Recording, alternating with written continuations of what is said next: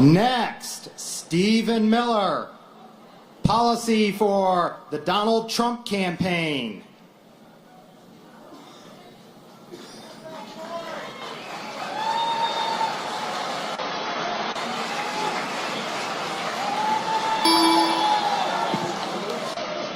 How are we doing today? My name's Stephen Miller. I'm privileged and honored to serve as policy advisor to the Trump campaign. And I'd like to talk with you all today about just one issue, and one issue alone in this race, which is the issue of Hillary Clinton and her emails. Because this is an issue that goes to the heart of the question of whether we as an American society are still a nation of laws. It goes to the heart of the question as to whether anyone in this country is above the law.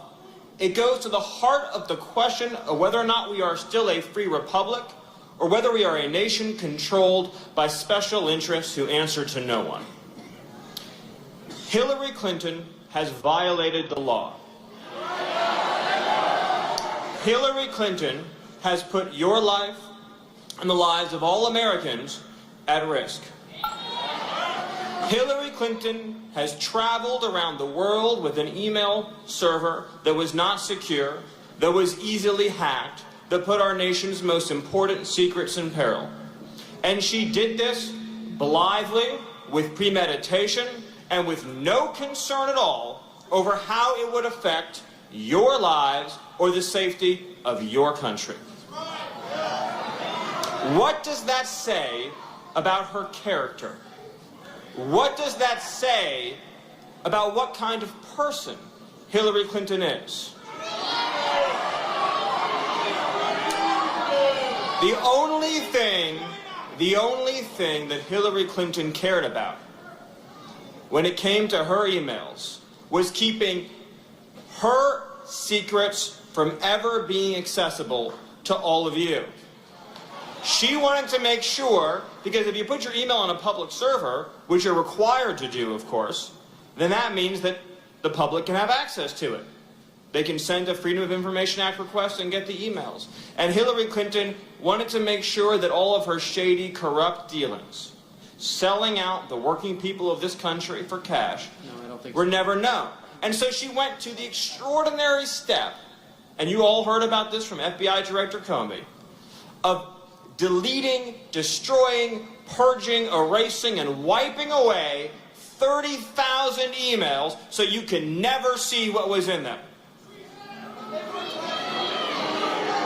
And all of us know, because we have common sense, because we are free-thinking people, because we are not indoctrinated, all of us here know the most obvious fact that Hillary Clinton deleted these emails because she knew if they ever saw the light of day, her career would be over, and it would be over instantly. I mean, there's just so much here, you don't even know where to begin. You don't even know where to begin with where the FBI director went and what he exposed for us. Hillary Clinton said she turned over all of her work-related emails. Was that true? Hillary Clinton said that she wasn't hacked. Was that true? No. Hillary Clinton said that they made sure not to delete anything important. Was that true? No. Hillary Clinton lied to the media. Hillary Clinton lied to Congress. Hillary Clinton lied to the American people. And here's the important thing. Here's the important thing. Because the system is corrupt, yes, it's true that they recommended not charging her for her violations of the law. But on November 8th, the American people will decide whether or not to hold Hillary Clinton accountable.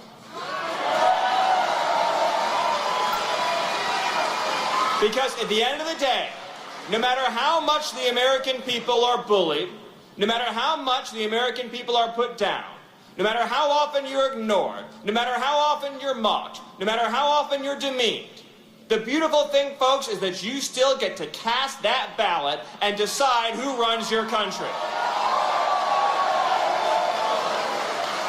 And so in the coming days, we are going to call on the reporters, mind you, who were lied to, the reporters who were lied to by Hillary Clinton. And we're going to call on them to investigate every last claim she made, to pore over every single word she said to Congress, to pore over every word she said to them, and to demand that every last email be made public, that every last word be read, and that we go through this word by word and line by line until we discover the truth, the whole truth, and nothing but the truth. America is not Hillary Clinton's personal bank account. America is not Hillary Clinton's playground for corruption. America is our home, and we're going to protect it. We're going to protect it on the question of corruption.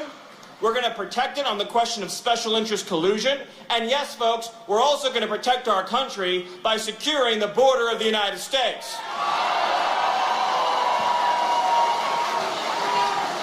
And so, folks, here's the great news. Here's the thing to put a spring in your step every morning when you get out of bed. After years of betrayal, after years of failure, after one year after another where your wages have been stuck flat and where your horizons seem to get narrower and narrower, the beautiful and wonderful and glorious thing is that a man is running for president who's going to change everything.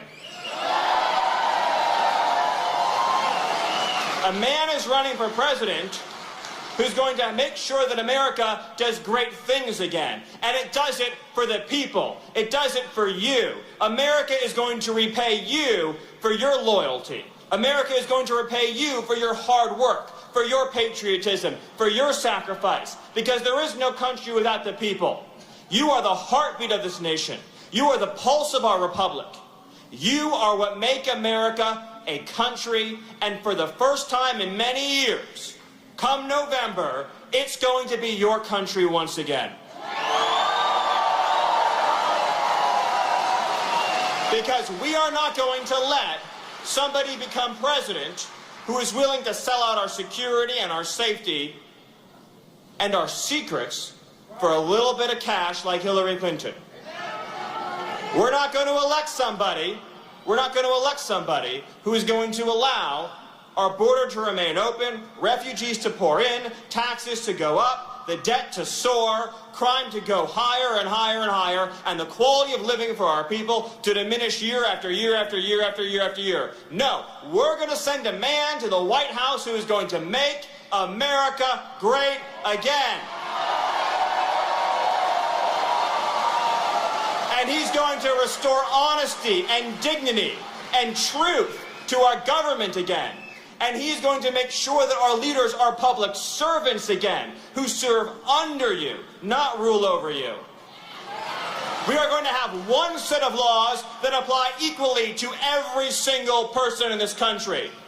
No one is beneath our laws and no one is above them. We are all equal under the law. So in closing, folks, today, I'm going to ask you one more question. And I want you, in answering this question, to shout so loud that Hillary Clinton can hear you. Are you prepared to send a man to the White House who's going to put America first, last, and always? Are you prepared to elect Donald J. Trump as your president and commander-in-chief? Are you prepared to renew the promise of America? God bless the state of Ohio, God bless this country, and God bless every single one of you. Thank you.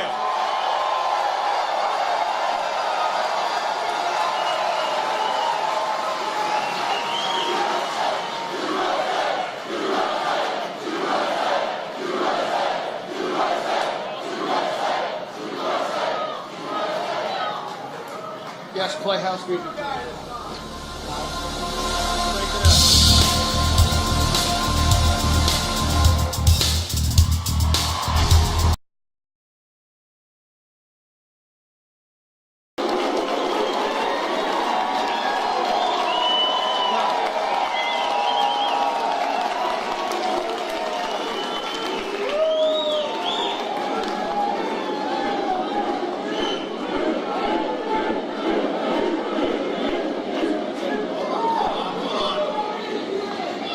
I am thrilled to be back once again in the great state of Ohio, where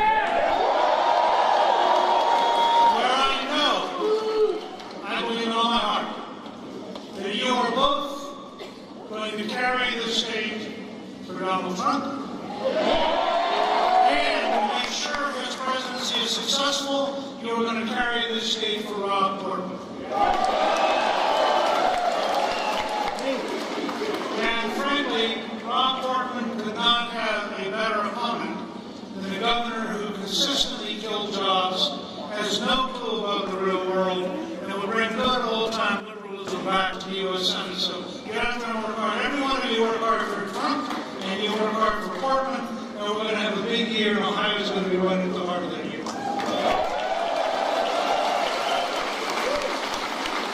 Before I introduce the next president,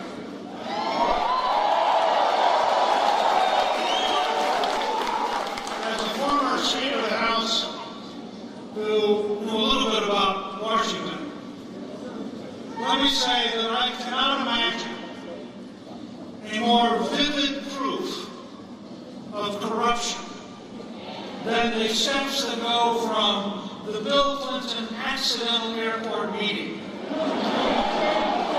the Saturday of the 4th of July weekend interview, to the Tuesday after the 4th of July weekend conclusion based on the total non-analysis of the interview, to the Attorney General this afternoon announcing with great surprise that she accepts the FBI Director's total sellout of the American system. Is there a single person here who believes that if you had done what Hillary Clinton had done, that you would not be prosecuted? So they're once again making the case that there are two Americas. There's the corrupt Washington of the old order. Okay. I'm not lying. And there are all the rest of us. And I say to you, enough. Enough of the lies. Enough of the job-killing deals. Enough of taking care of the big boys while the rest of us had foreclosures. Let's go down the list.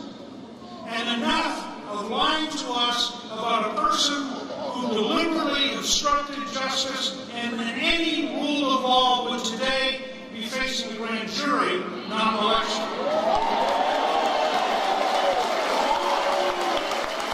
One last time. Do any of you believe it was only an accident that Hillary Clinton was on Air Force One with Barack Obama at the very moment that the FBI Director was explaining that despite her obvious total guilt, she should not be taken? I would say the fix was in. Now, let me tell you why I'm so proud to be here. I used to study and teach history. I spent a little bit of time in politics. I know of no example in American history of a moment where the leader and the American people came together as fast as they have in the last year with Donald Trump. I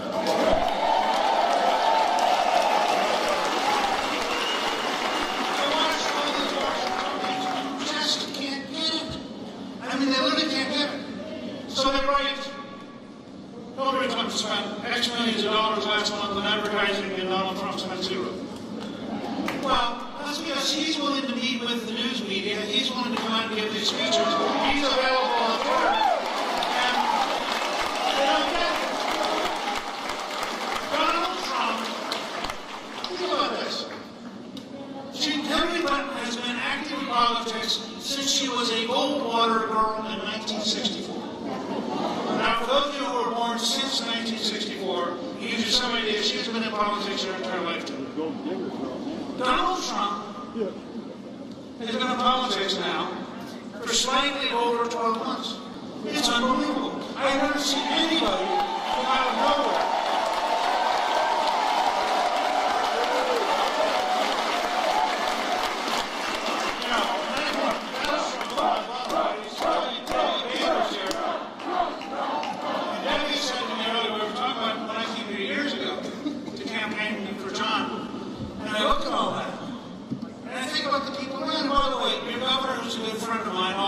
It's about time he get on the Trump bandwagon.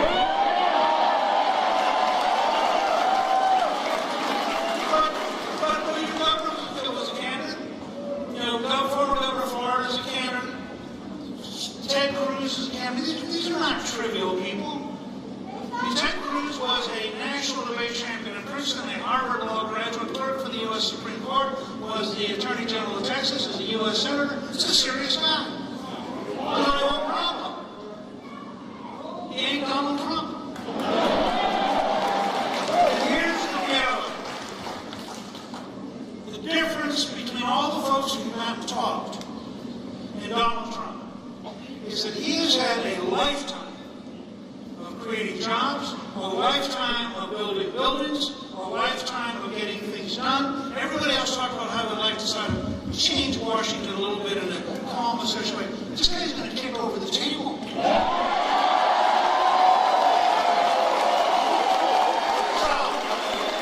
I want you to give a great Ohio welcome to the next President of the United States, Donald Trump.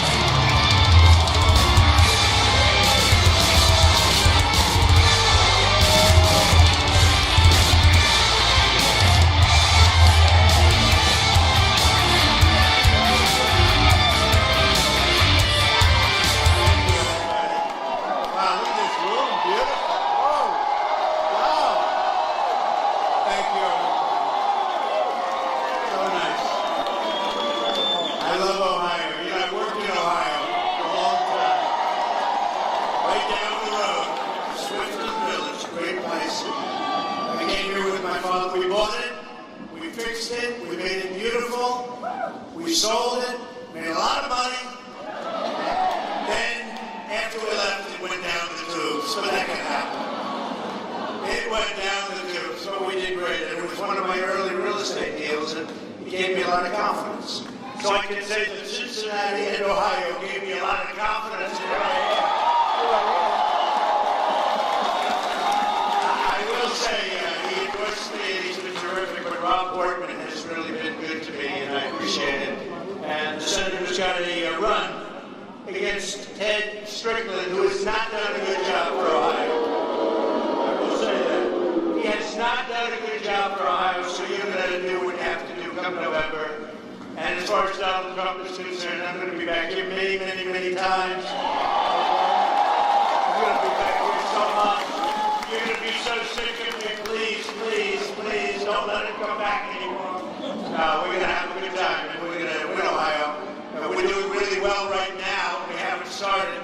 And you know, they were saying about this, I financed my primary campaigns, you know that, over $50 million. I own money. I don't know. So far we're doing well, though, right? Have I been a good messenger? We have a movement. You know what Newt said is, we really have a movement going.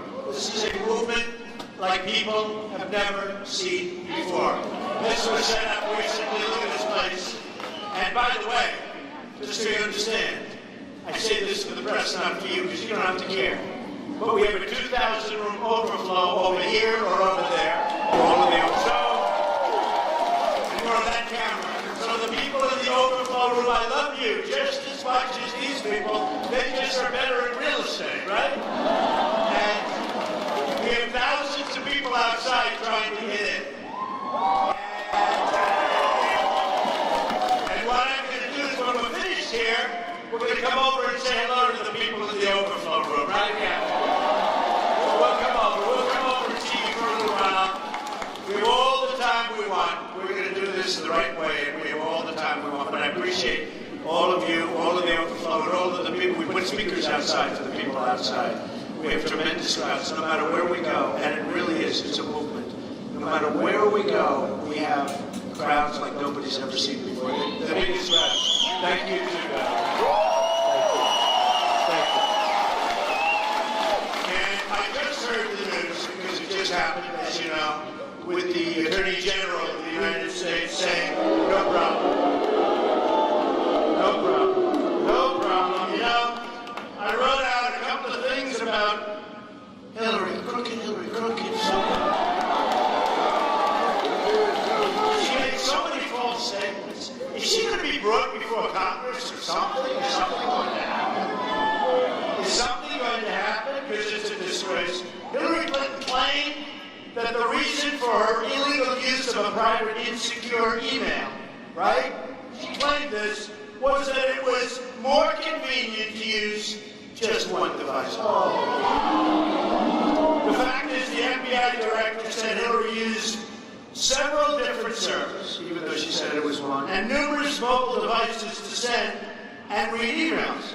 In other words, Hillary's secret email server existed for the reason we all know, to keep her emails from ever being read by the public, had nothing to do with just wanting to use one device. Okay? We understand that. But that's not what she said. She said something very different under oath. She said something very different to everybody. Now, something out of the 33,000 emails that were wiped out. 33,000! How can you use 33,000 emails? And it was wiped out. In a testimony to Congress, Hillary Clinton said she turned over all of her related emails. Right? She said that. I saw that.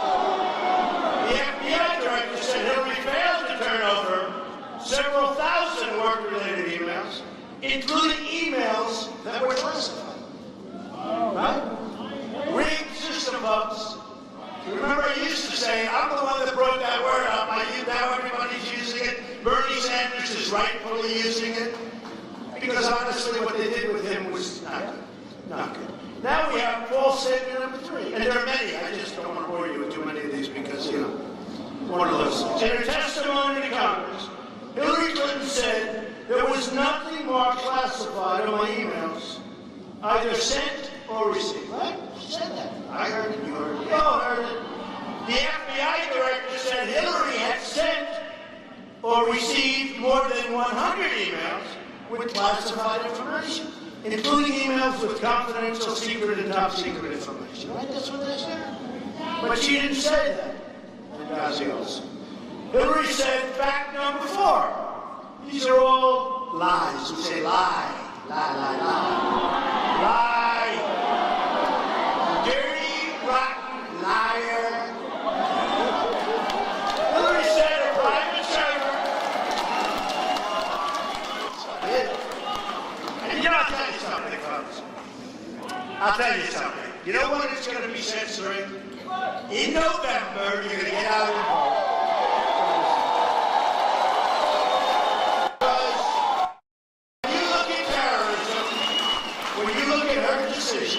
When you look at the fact that she has got such bad decision-making ability, when you look at what's gone on during Obama's years, look at what's going on with radical Islamic terrorism. We have a president and her, except that I sort of shamed her into it, okay? Just like I shamed her into not approving TPP, but if she ever wants you to prove that so fast, and that will do to you worse than what NAFTA did to you, okay?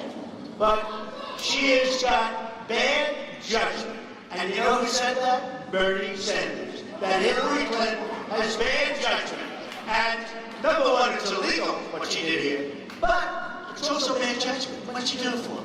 She knows why. Most of the people here know why. False statement number 4. Hillary said her private server was secure, with numerous safeguards. They had no security breaches. No security breaches. Now they're saying everybody. Does anybody have her information? You know what's interesting? I've always heard that once an email gets sent, it's always out. You can really never wipe it out. I don't think anybody's looked too hard.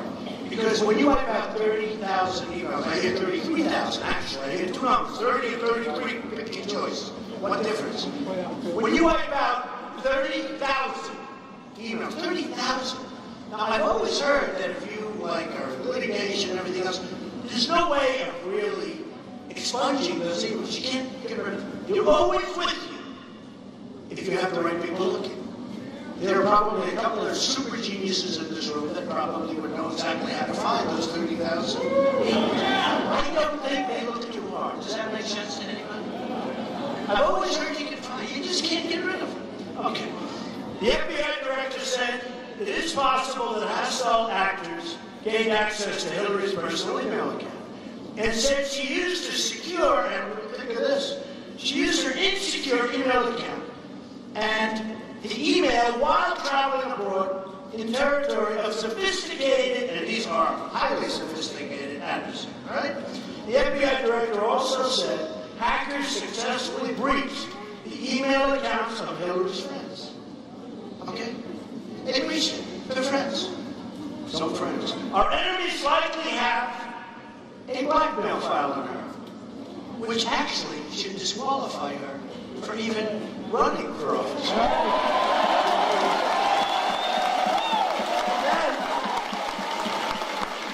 In a testimony to Congress, Hillary Clinton said her attorneys conducted a rigorous review of her emails and said they went through every single email.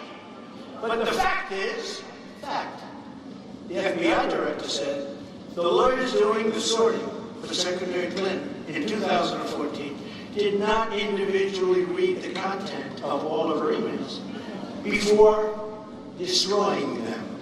What's going on? Yeah, I mean, it's very sad. You know, it's very sad.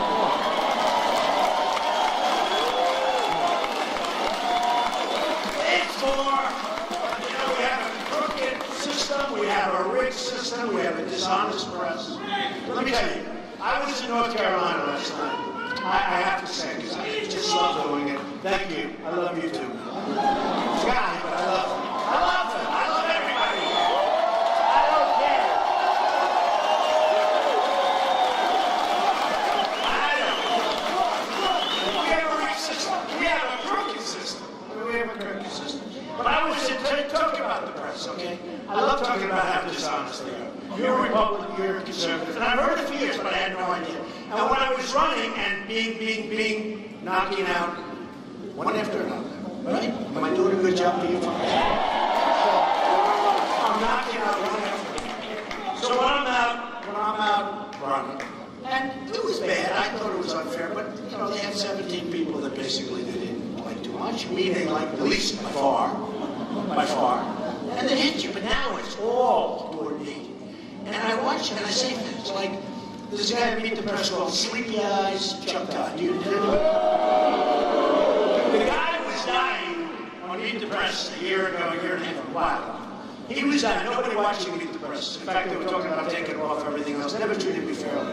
And then what happened was he called me and he wanted me to do an interview. And I did it. And it was one of the highest rated interviews in the head of, in the history of Meet the Press.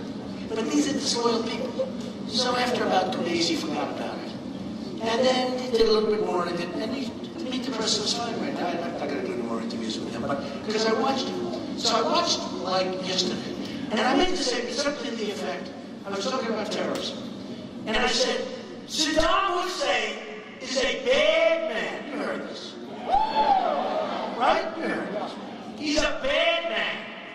Now, they wanted me to talk less, and I spoke for 106 minutes. Long time. Long time without notes, without papers, without anything, standing up in front of 4 or 5 networks that are going. So I said last night, I'm not reading, and no teleprompters. I do like teleprompters, actually. It's a lot easier. Teleprompters. Let somebody come up and do what I do, right? Yeah. Of course, I have about 12 people instead of 7,000 people. But I said, very simple, I said, Saddam Hussein is a bad man, bad guy. And I said it 3 or 4 times. Really bad. Because I know what they're going to do. And he said, but one thing he's good at. I said this last night. Now, they wanted me to talk about Hillary for 160, like for hours. I said, I went 15 minutes, I had a long time talking about it. I read whole things, I wrote a whole thing. I mean, she's going to get Hillary, that's all you have to know. She's going to get this Hillary.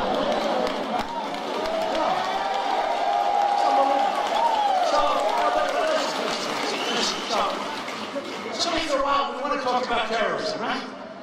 Because we'll beat Hillary. If we beat Hillary, what difference does it make? As she would say, what difference does it make? What difference does it make? It's a big difference. What difference does it make? Remember the famous statement, green dress? Okay. So, we dress. Hillary's a sellout! So look, listen.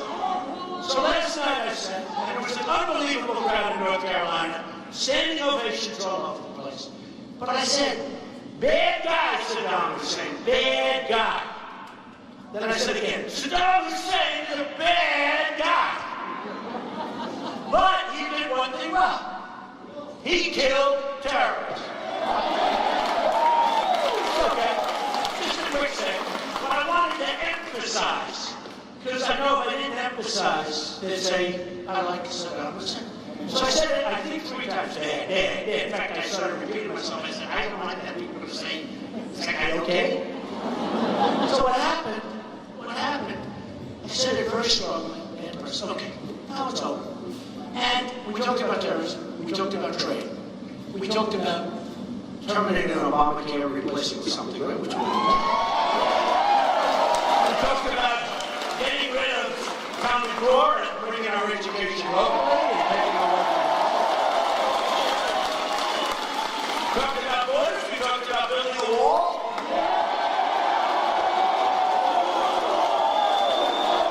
We talked about our depleted military. Right? We talked about our very depleted military. Build a wall. So, don't worry, we're going to build a wall. Don't worry about it. We're going to build a wall. Such a low ceiling. Oh, we're going a lot higher. And every time they fight us on that wall, it gets 10 feet higher, folks. No, we're going to stop. We're going to stop the drugs from coming in. You know, just in case you didn't know. So, the Border Patrol agents, 16,500 Border Patrol agents endorsed Donald Trump. They know what's going on. And their job is much easier now than when they were with me. Because when they were with me, they're going to be working hard. Right now, they just stand there and say, going through, hello. Welcome to the country, right? We'll take care of you for the rest of your lives. So, it's a lot different. And also, Sheriff Joe. We love Sheriff Joe. Sheriff Joe. Endorsed. So, we have a situation, right, where we go on, and we continue to go on, and we continue to make speeches, and we continue to waste time, because the politicians aren't listening, right? They're not listening. But I made a speech, and this speech last night was good. And what happened? I wake up in the morning, and you had to see this crowd. This crowd was unbelievable, the energy. But all the crowds are in there. I wake up, I turn on the television. Donald Trump loves Saddam Hussein. He loves Saddam Hussein. I was just asked a question by the Cincinnati Enquirer inside. Mr. Trump, is it true that you love Saddam Hussein? I said, that's not what I said. That's not what I said. So that's the narrative that goes around. I actually put a press release out. And now the people that saw it say that was great, but they are liars. These are liars. And what I did say is that he was good at one thing. He was really good at killing terrorists. He didn't wait around. You think they gave the terrorist trials that lasted 18 years? And then after 18 years, if they had the right lawyer, they erect a statue in honor of the terrorists, right? Not with Trump. So I said, bad guy, really bad guy, but he was good at one thing, he killed terrorists. Next day, Donald Trump loves Saddam Hussein. I don't love Saddam Hussein, I hate Saddam Hussein. But he was damn good at killing terrorists, and now terrorists, people that want to be terrorists, they go into Iraq. And I said last night, it's the Harvard University. It's the Harvard of terrorism. That's where you want to learn how to be a terrorist. You go into Iraq. Before, boom, you're a terrorist. Boom. Look at the problems we have right right now. We are a very unsafe nation. We are allowing people to pour into our country. We're allowing people to pour into our country. We have no idea who they are. These are people coming from the Middle East. We're taking Syrian refugees. By the way, I have a bigger heart than anybody. And we'll work with them, and I'll get other people to put up the money because we owe $19 trillion. And now with the kind of budgets that get passed in this country, we're going up to $21 trillion. We don't have the money, but I'll get the Gulf states to put up the money and we'll supervise it. And we will build as wonderful as it can be in Syria, safe havens. We'll build safe zones. And we'll keep them there. We don't want them here. We don't want them here.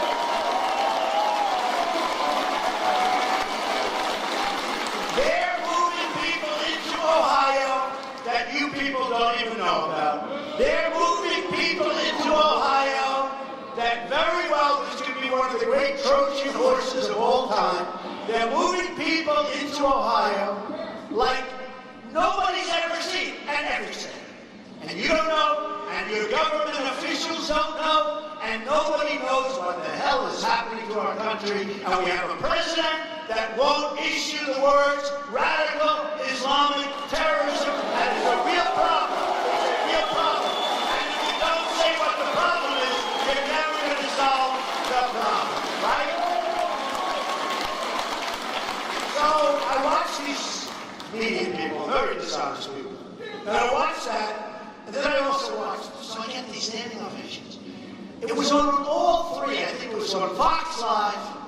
And Fox was actually very nice to me, I must say. But it was on Fox Live. It was on CNN Live. CNN's terrible to me.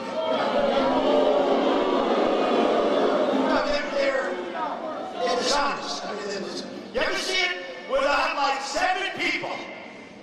And I'll have Jeffrey Lord. I love Jeffrey Lord. But I don't watch it anymore because, you know, in life, when you don't like something, when something's unpleasant, don't watch it. It turns something else. Okay? That's what I do. People don't believe it. I don't watch it anymore. When people treat you unfairly, just turn your back and go someplace else. Or knock them on their ass.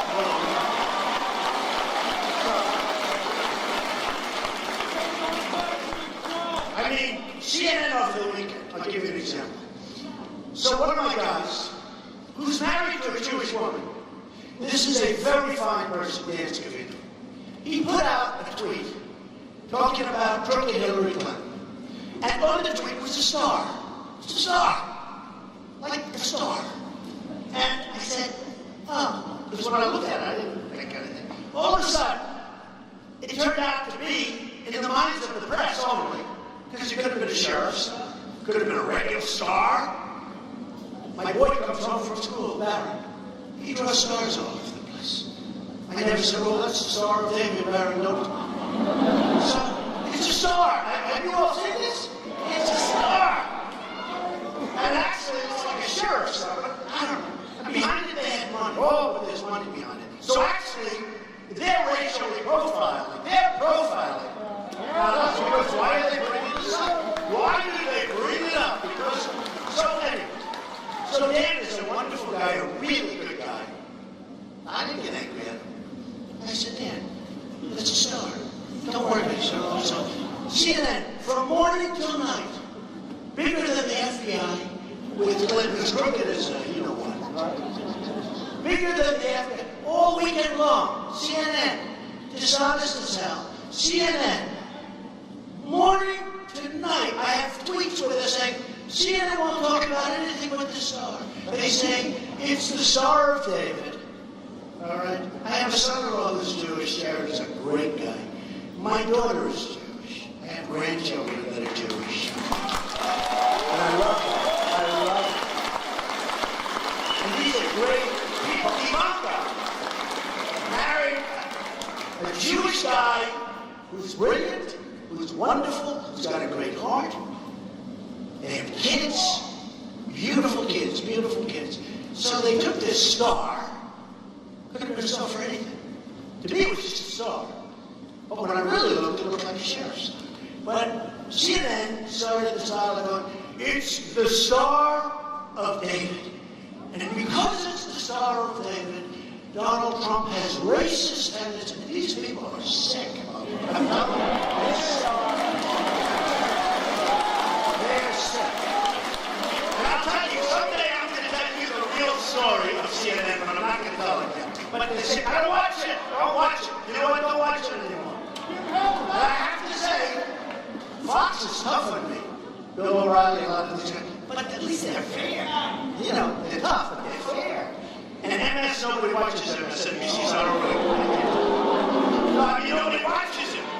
But I think they're better. I hear they're better than CNN. Okay?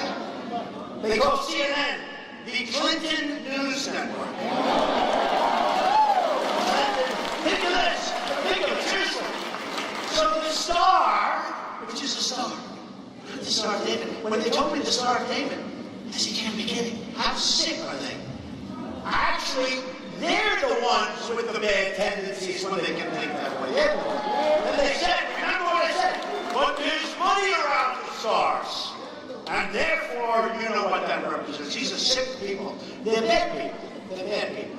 And what you do is don't watch CNN anymore. I don't watch it anymore. I don't know, and they do it good. I like Anderson Cooper, I like a couple of the people, but mostly it's just negative.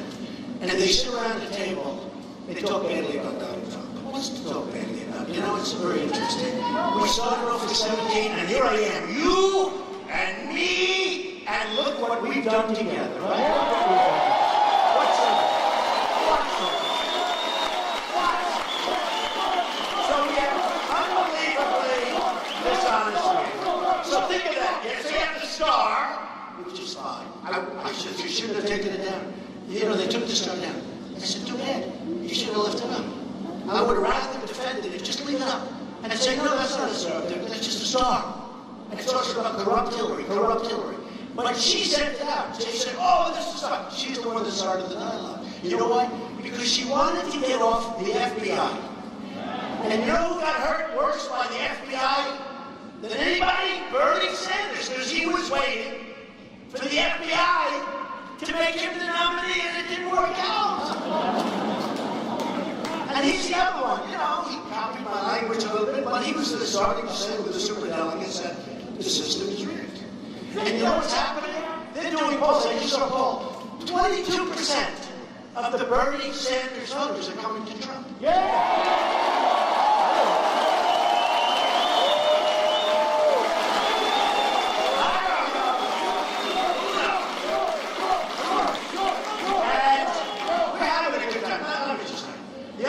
Criticized last night. I thought it was only one of the better speeches. No, do I give a good speech? But I thought it was one of the better speeches.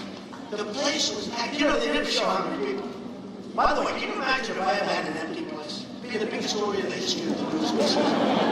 The place was packed, right? Everybody was having a great time. Considering the subject is no good. Because the subject is about our country. And our country's in trouble. Between the debt, between the joblessness, and let me tell you, with the phony 5% numbers that you hear about unemployment, it's a phony number. It's a phony number. It's a number that when somebody looks for a job, and I don't want to have you raise your hand because you may be embarrassed. I'd be a little embarrassed. Somebody looks for a job, and they give up, and they're great people. They're unbelievable. They've worked all their lives. They can't find a job, right? And they give up. Now they're considered statistically employed. So we show this phony number. And on that I don't blame Obama so much, because frankly this was to make presidents look good and make politicians look good, which is not an easy thing to do. Okay?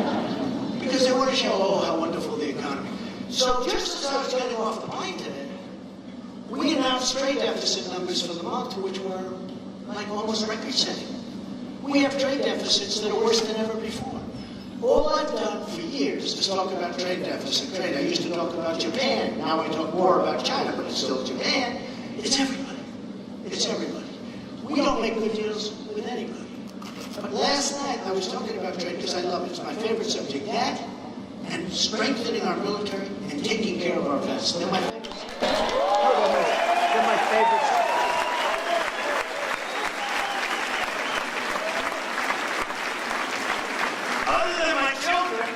Or my grandchildren. I could talk about my grandchildren. Let's see. He was 39 minutes in the back of a plane talking about his grandchildren. Ladies and gentlemen, the president is going to talk about his grandchildren. Well, I have two. He is too. I mean, he is too. But he talks about how long he lived. I'll bet they're beautiful, two beautiful children. So he says, they're beautiful. They're really smart. They're really good. I love them so much. They're unbelievable. Okay. So that's 1 minute out of the 39-minute time. Then we talk about Ralph. Right? So you say, Jack Nicklaus, who endorsed me, I love Jack, I love Jack. Jack. You know Jack endorsed me? Do you know how young Jack was when he won the Ohio State Championship? Jack Nicklaus. He is the greatest guy, and he's a friend of mine. And he endorsed me. I didn't ask for the endorsement. I don't want to do that. I feel like sort of guilty when I ask these people for endorsements. I don't want to do that. Jack endorsed me. I said, thank you, Jack. I appreciate it. He said, well, you're going to do a great job. You're going to shake things up. Now, when you talk about winners, is Jack a winner, right? You see, U.S. Open was on the other day. I think Jack Nicklaus was in the top 10, like, I think it was 18 times. He was in the top, I've never seen anything like it. His record's unbelievable. He won it 4 times. Top 10, 18 times. This guy is a winner, right? So when I get endorsements from Jack Nicklaus, Bobby Knight,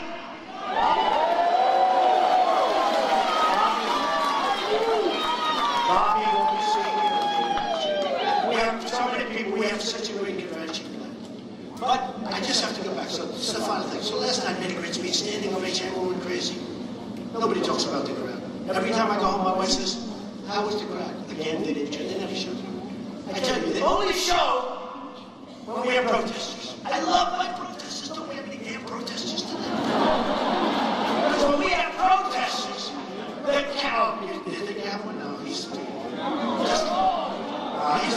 friend or foe, he's friend. Okay, but I love my protesters because the cameras spin around at angles and you wouldn't believe it. They do somersaults around with it like a sausage. Because I went, my first 2 speeches, I had no protesters. And every time I went home, big crowds. And every time I went home, I said, did you see the size of the crowd? No, I didn't. Now, you can hear the size. Like last night, you heard the size, right? Many, many more than the president and Hillary got. So people would say, I hear it. You know, they hear that bird, that sort of humming, sort of, ooh. That's not like from 12 people. But we have this incredible, so what happens is, last night, we had a great evening in North Carolina. We're going to win North Carolina. We're doing great there. We're going to win Ohio. We're doing great here. By the way, the section I just left last week, wonderful congressman and his wife, I said to him, I won't use that. I don't want to embarrass anybody, but I said, did you endorse me? He said, even if I don't like you, I would endorse you. You know why, Mr. Trump? You have a 29-point lead in this section of Ohio. 29 points. I said, you're right. You have to endorse me. We're going to take care of our miners. We're going to take care of our steel workers. Hillary's not.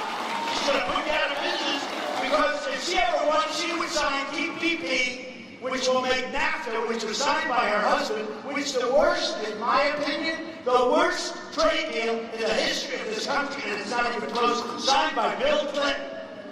And he didn't suffer from it. It was everybody that followed him that suffered from it. Where your jobs are moving, I look at your jobs where they're moving down to Mexico, right? They're moving to Mexico, one after another. They're moving to Mexico. China's coming and dumping the steel, making it impossible for your steel plants. They're devaluing their currencies. We do nothing about it.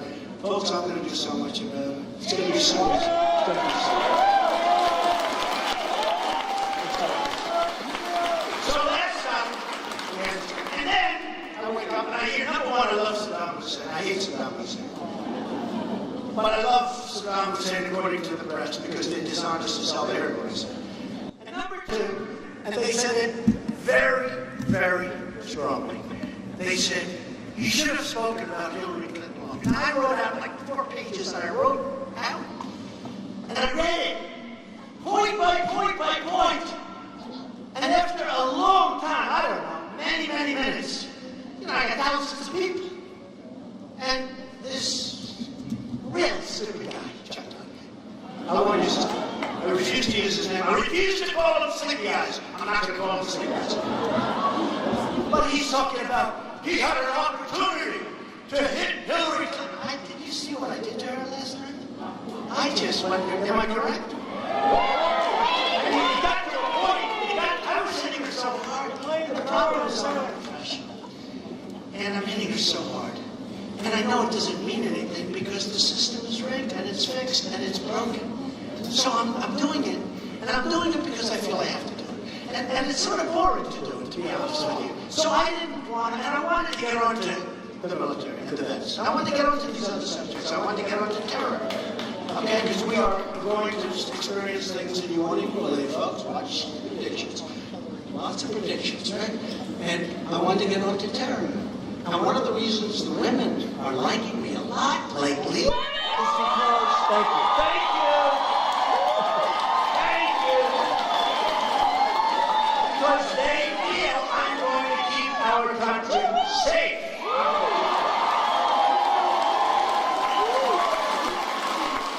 And they love Ivanka. And they love Melania. And Melania and Ivanka and Eric and Tiffany and Don are going to be speaking at the convention. So we're going to... And by the way, so I get hit this morning, like, he had the opportunity to go after... After I said I made a great speech, I'll tell you how bad my speech was last night. CNN covered it from point to point without a commercial. Fox covered it practically from beginning to end. Others covered it from... That's how bad my speech was yesterday. That's how bad. You know, if it were bad, folks, these guys, they don't care about polls. They don't care about anything.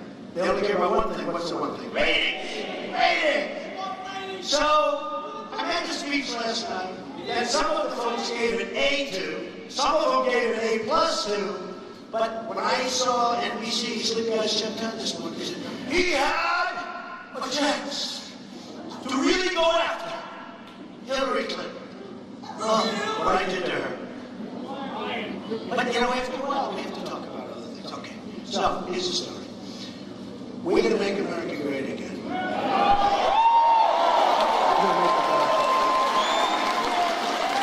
We're going to take our country back. For everybody, not for us. Not for this room. Not for this room, not for the OhiFull room.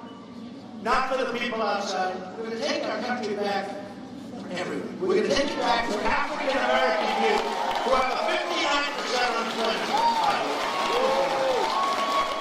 We're going to take it back for African American youth who have a 59% unemployment rate and have no chance. They have no chance in our society. You know who I just spoke to? Big Don King. Big Don King.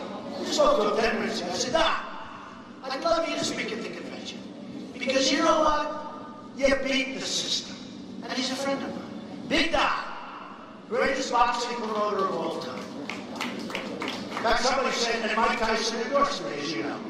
And Don King endorsed me. You know what Don King did? He owns a newspaper. He endorsed Donald Trump for president, Bernie Sanders for vice president. I mean, like, I couldn't be added to the Just like, he wants Bernie Sanders for vice president. Big Don King. So...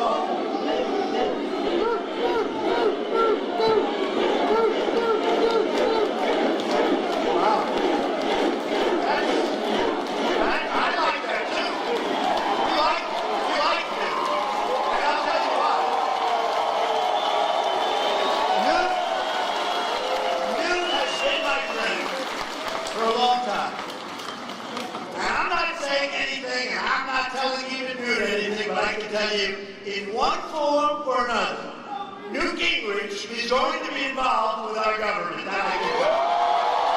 Okay? He's going to be. He's smart. He's tough. He gets it. And he says I'm the biggest thing he's ever seen in the history of politics. Now, Newt's going to be involved if I can get approval from his wife. That may be tough, but that's okay. And you know, I have somebody else very special. So I have wonderful children. And, you know, I'm lucky. They were smart. They were born smart. Okay, they were smart. God was good. And they went to great schools. And they did well.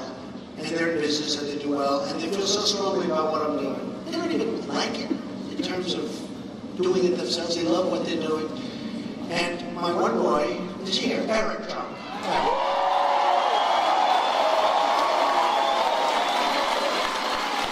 And I'm very proud of Eric. He's done a great job in the real estate business. Now I throw him into this political business. I don't know, he's doing a damn good job, but he loves the real estate. And you know what I did? Let me tell you a little story. I love this crowd. Isn't it nice when you don't read from a speech? Thank you very much for being here. Boy, Hillary with teleprompters every single time.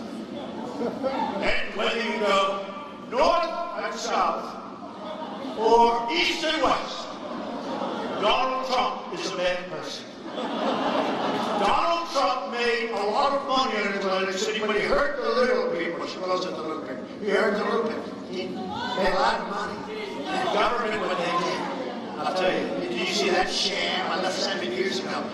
But she goes to this, and then after a little while, if you ever notice after about 12 minutes, people start leaving, we can't do that. The best part is, let me tell you. So I go to Scotland, and I know I'm going to get killed when I go to Scotland because the press is so dishonest. I went there to make sure that my boy, who I bought Turnberry 4 or 5 years ago, and we're doing this massive renovation, just like we're going to be opening the old post office in October. We're a year ahead of schedule. I could open it sooner, but I want to get it as close to the election as possible. Does that make sense? I can open it in August. I'm delaying the opening because I want it to be so close, because when I open it, even if I delay it a month or two, the hotel's going to open soon. But I want to say, we're more than a year ahead of schedule, and we're under budget, and the product is even better than I said it was going to be. Maybe I'll open it on November 7th, the day before the big day. Oh, we're going to have, and the press will be there. They'll be there by the hundreds, but they won't say we're under budget. They won't say we're ahead of schedule. But that's okay. People know. But what happened is, we have children.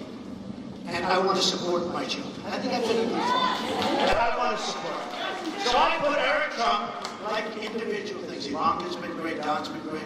Tiffany's just starting now. She just is graduating from college. Barron has great potential, but he's 10. He's got great potential. But I put my children, as they grow a little bit older, in charge of different jobs. And I put Eric in charge of the Great Turnberry Resort in Scotland, where they home of the British Open, which now they call the Open Championship. And Eric spent the last year going back and forth. He'd spend 2 days over there, then come back and go back and fight with contractors, and he got great contractors, and they did an unbelievable job. I've been hearing about it. So I said, you know, if I go over there, these dishonest, horrible human beings are going to say, Trump went over to play golf, Trump in the middle of a campaign. I can't do that. But I have to support my children, right? Do you agree? So I said, you know what, I want to fly over, and I want to fly back. And I want to support my son. So what happened, just to show you how dishonest Hillary Clinton is, and the press. So I go out, we have the bagpipes, we have everything, we have a ribbon cutting on the 9th tee, and the beautiful 9th tee overlooking the ocean, and the beautiful lighthouse. It's one of the greatest courses anywhere in the world. We rebuilt the course, we rebuilt everything, we rebuilt the hotel, it's great. And that was the day that Europe had the big turn where UK left, right? They left. And I said, we're ready, but I have a pulse, right? That's what we need. We need somebody with touch. We have horrible people that have no touch, no brain, no nothing. So you had Obama saying, if that happens, they're going to go to the back of the line. I would say that was, I think Obama might have been the reason that they broke away. He doesn't help them. He actually said that the UK is going to the back of the line. Not a nice statement. Not a nice. Can you imagine if I said that? The back of the line? Oh, would I be killed for that statement? So he said they go to the back of the line. Okay. Bottom line is, I said, he asked me a lot of times. I said, no, I think they're going to break away. I think they want their independence. I think they're going to break away. I see what's happening with the migration. I see where countries are being forced against their will to take these people that don't want them. And instead of building these wonderful places where they can ultimately go back to their homeland, where they want to be anyway, they're just being forced. And Germany is a disaster right now. Sweden, parts of Sweden, I mean, things are really bad. So I said, I think they're going to, and by the way, the odds were 20% that I'd be right, 20%, because they said it's not going to happen, they're going to approve, and that's going to be the end of that. I was right. They broke away. They broke away. I was right. And then the next day they said, oh, Trump was right, the same thing could happen in the United States. Let me tell you, we're going to be right a second time, folks. Because we're tired of incompetent people.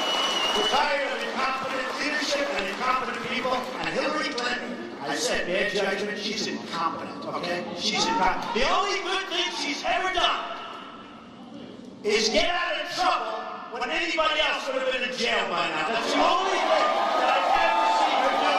That was a great job. I gotta give her credit. I gotta give her credit. I gotta give Bill Clinton credit for going to that plane and saying for 39 minutes he talked about his grandchildren and he talked about golf. There's no way you can do that. I told you, 2 minutes for the grandchildren, 2 minutes for golf. We got 35 or 36 minutes left. What are we going to do? Let's talk about Hillary. And Hillary then talks about, I think I reappoint the Attorney General.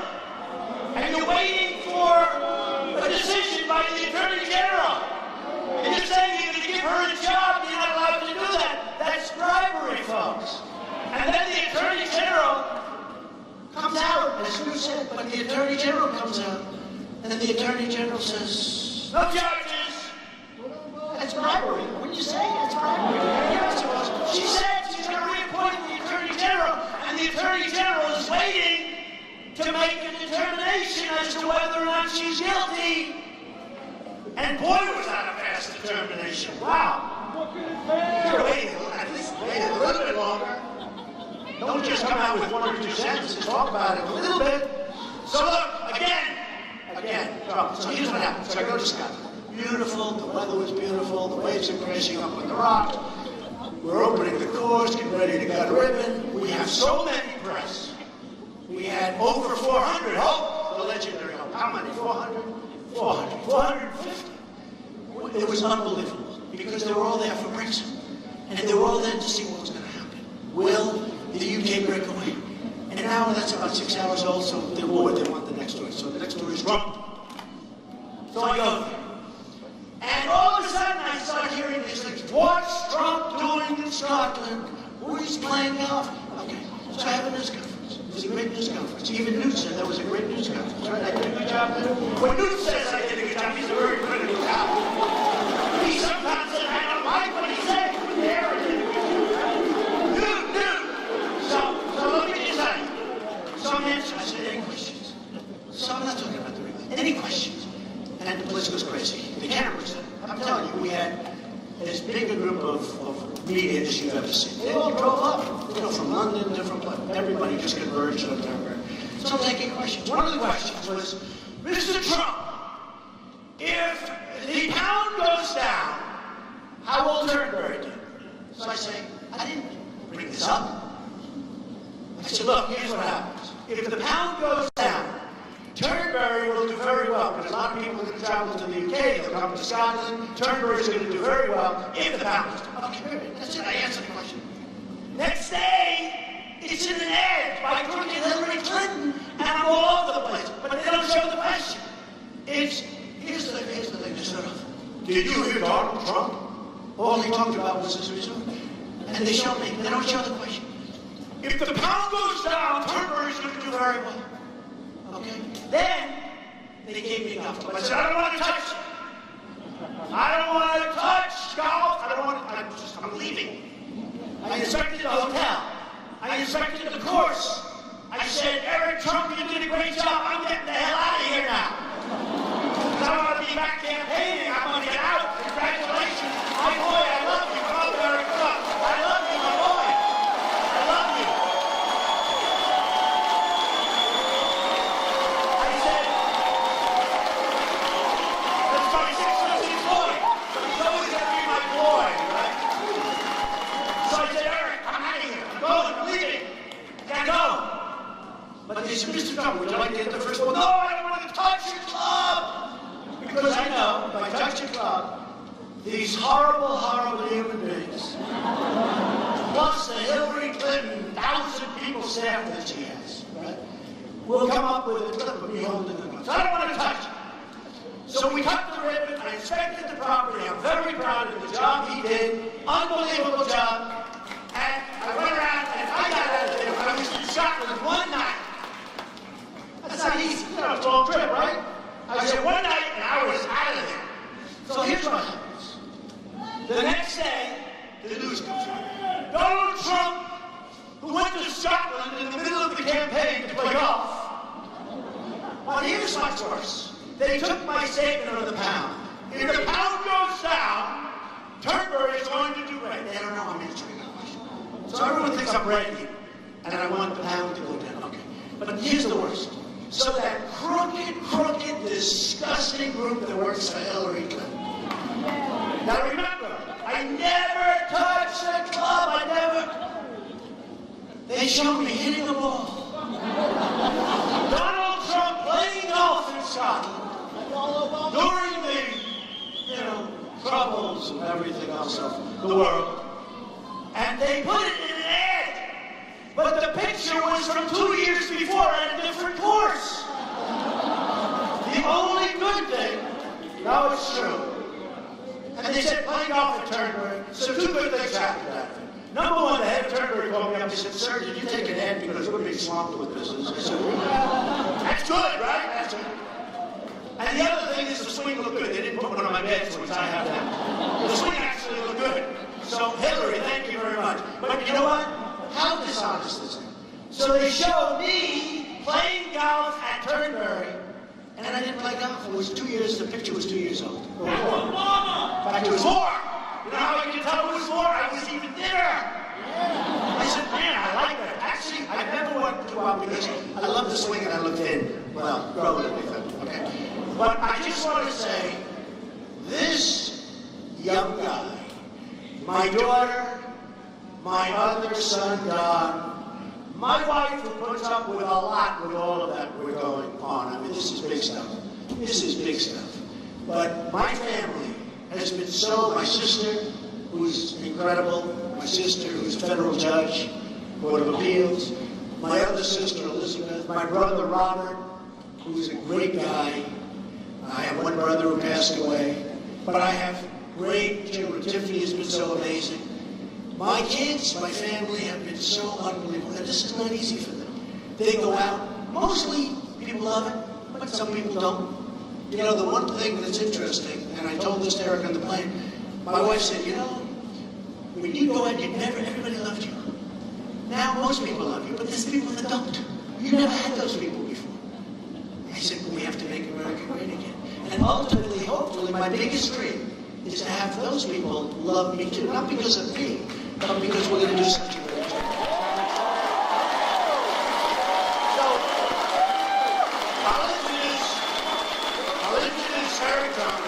Eric Trump did an unbelievable job. He's doing an unbelievable job. And he was pushed into the world of politics, not because he wanted it, but because I said, good luck on television tonight. You're doing the show. So Eric Trump, everybody.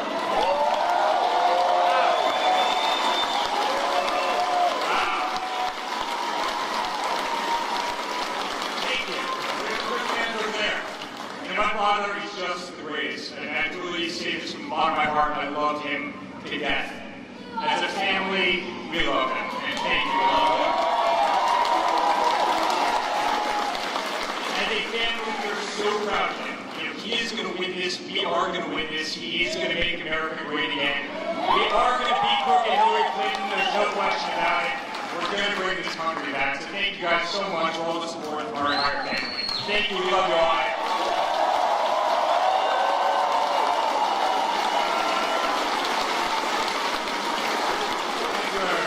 Thank you, brothers and sisters. Thank you, everybody. The family has been just incredible. So when I was getting off the plane, I just wanted to tell you a couple of good things, a couple of bad things, and about the country, what's going on.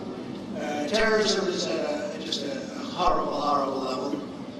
People don't feel safe. Polls are coming out saying they feel more unsafe right now than they have at any time in many, many years. We're going to make you feel safe again.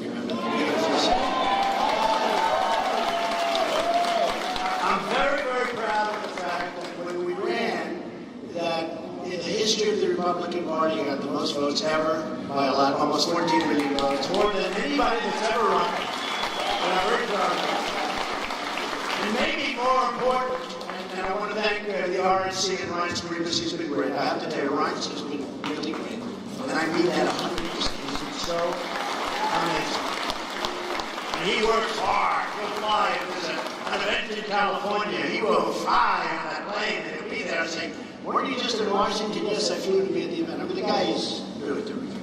But it was just announced that the Republicans, in terms of the primary voters, final count, 62% up from 4 years ago. It's unheard of. That is unheard of. Did you know that, Newt? That is an unheard of number. The Democrats, there was a mosquito. I don't want mosquitoes around me. I don't like mosquitoes. I don't like those mosquitoes. I never did. Okay, speaking of mosquitoes. Hello, Hillary. How are you doing?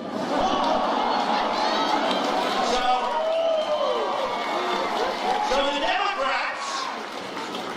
Democrats were down with all the Bernie Sanders stuff and everything here and this.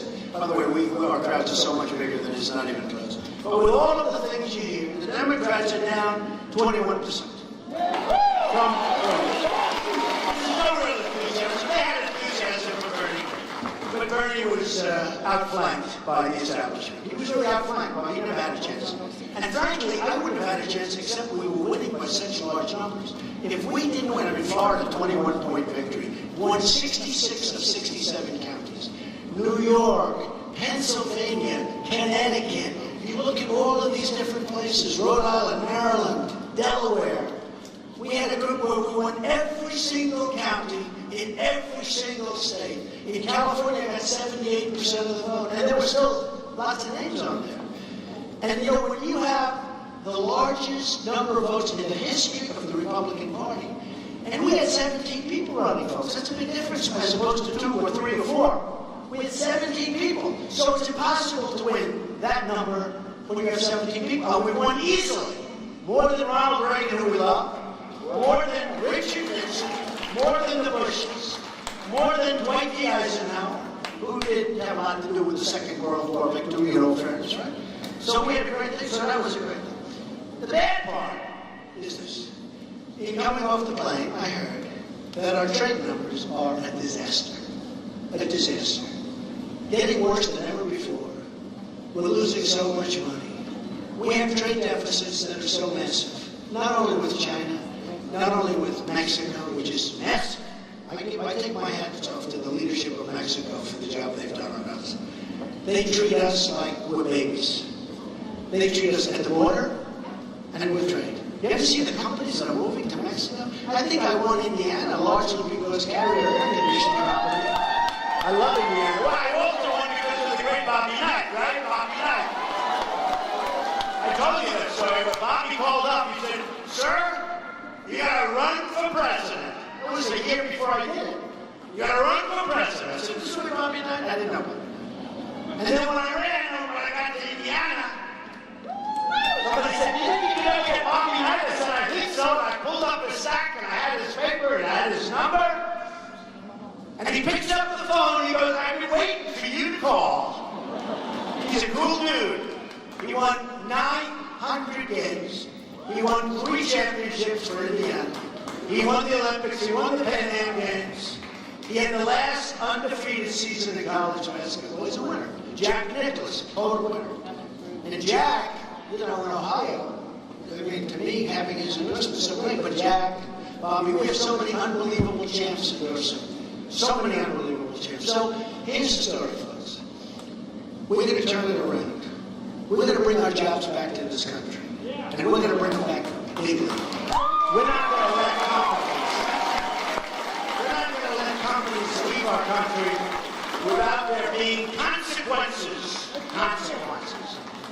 As an example, when Carrier left and they left 1,400 people, those 1,400 people, many of them followed me all over Indiana. They love Trump because I'm the only one that spoke their language. They were fired like dogs.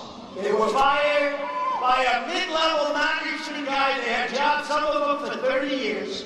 They were fired viciously, like you never saw anything like it. And fortunately, somebody had a cell phone. We probably wouldn't be talking about it right now. And it was all over the news. And it made a big impact. And I've been talking about it long before I went to Indiana. These other guys just started talking about it when they arrived to try and win, because that was going to be the firewall. Remember the firewall? Trump is going to win New York. But Trump is going to win also Pennsylvania and these other states. Connecticut, real great in Connecticut too, by the way. But Trump's going to win all these states we agree on. When we get to Indiana, that's the firewall. Trump's not going to win the firewall. And we won the firewall in a landslide. That was a big deal. And then everybody just said, you know what they said? We just can't take it anymore. We're leaving the guy. And that was the end of that, right? But we've had an amazing period of time. But what I would have told Carrier Air Conditioning, and I wouldn't have get there in time, maybe they're still, I would have said, enjoy your plant. Hot weather. Pretty hot up here right now, by the way, too. Hot weather. I said, enjoy your plant. Make lots of air conditioners. But when you start selling your air conditioners through a very strong border, because we're going to have a very strong border, and if we want people to come in, I want people to come into the country. They're going to come in by the thousands, but they're going to come into the country legally, right? Legally.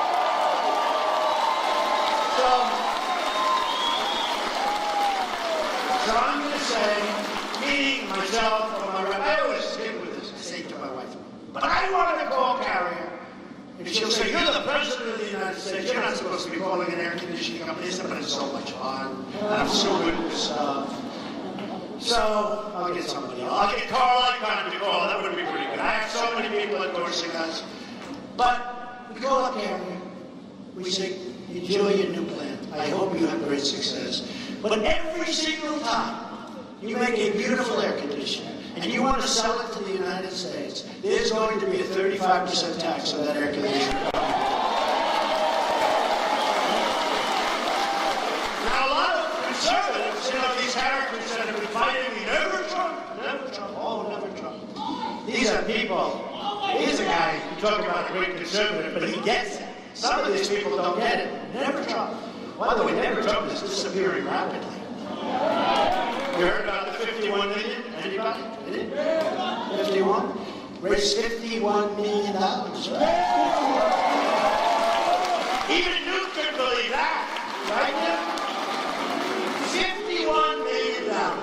So here's what's going to happen. And I just started really in the middle of this. It sounds like a football game. I don't know whether they're booing or they're saying Newt. It's one of those names, right? No, they love Newt. You love Newt. We all love Newt. Newt gets it. I'll tell you one thing, folks. I'm not saying it's Newt. But if it's Newt, nobody's going to be beating him in those debates. That's for sure. Right? Nobody. Nobody's beating our Newt in the debate. Now, we raised $51 million. The Washington Post actually had a good story for the first time in a long time. They gave a great story. And it said 51 million. They came in. Nobody could believe it. And I only saw it like Newt Gingrich because they were beating me up. They said Trump was down. And I'm raising the money for the party. And I'm putting up a lot of my own money. Like I put up over 50 for the primaries. I'm putting up a lot of my own money. Okay. But here's what's going to happen, folks. Here's what's going to happen. We're going to be so successful. And when people call me pundits, people that right up there in these platforms, look at all these people. Oh, I can't stand it. One of them called. He's here today. And said, Mr. Trump, what you've done is incredible. Sir, and this is a pretty liberal guy. I was surprised he called me sir, actually. Sir, what you've done is absolutely incredible. And honestly, I said, you know, it's not so incredible. I haven't won. They said, no, you don't have to win. You don't have to win. What you've done has never been done before in the history of politics. It's incredible. I said, let me give you a little clue. If I don't win, meaning the one person left, then I've wasted a lot of time and a lot of money. I haven't done a damn thing. That's the way I feel. Because we're not going to be able to lower your taxes.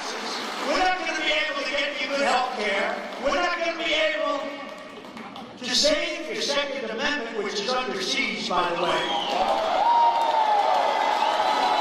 And the National Rifle Association, the NRA, endorsed me with the earliest endorsement they've ever given to a candidate. And Hillary Clinton wants to take the guns away. She wants to effectively abolish the Second Amendment. That's why they gave me the early endorsement.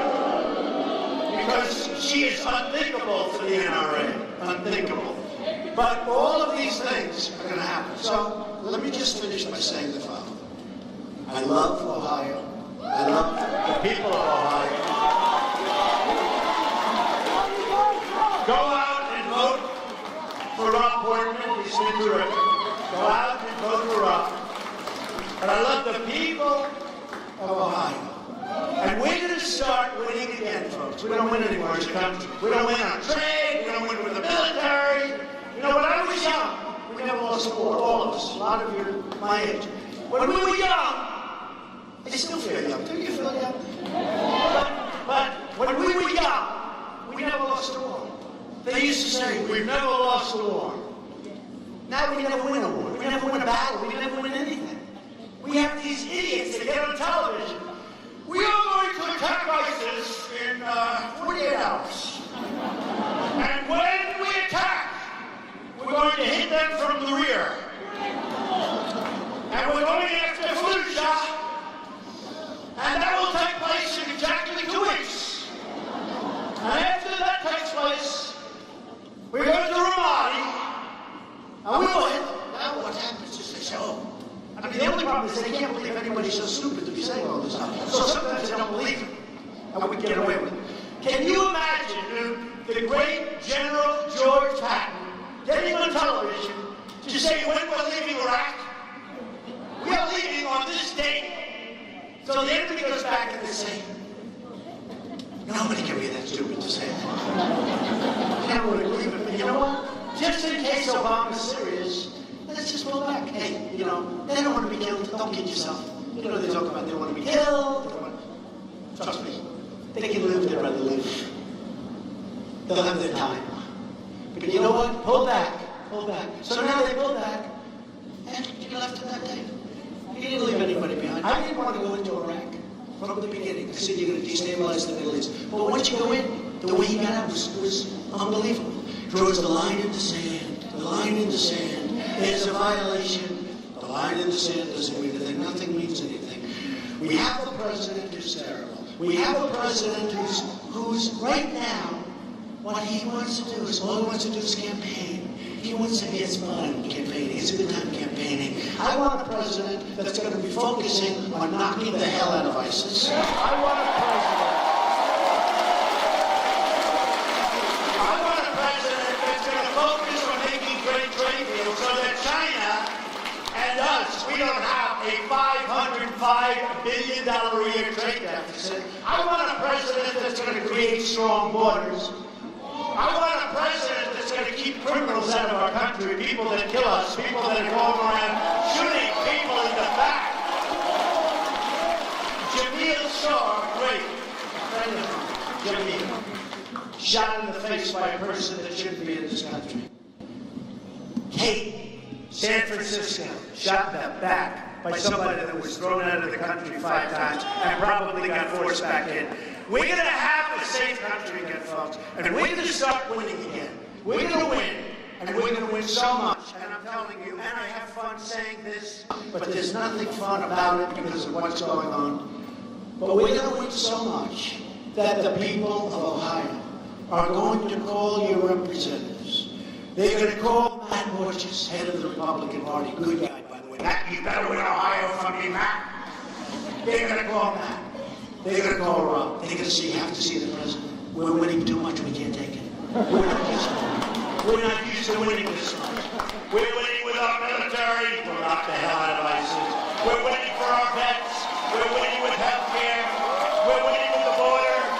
We're winning with the wall. We're winning with our Second Amendment. Mr. President, sir, you're winning too much. The people of Ohio can't stand someone winning. We're not used to it. And you know what? I'm going to say, I don't care, Rob. I don't care, Matt. because we are going to make America great again. Thank you, everybody. I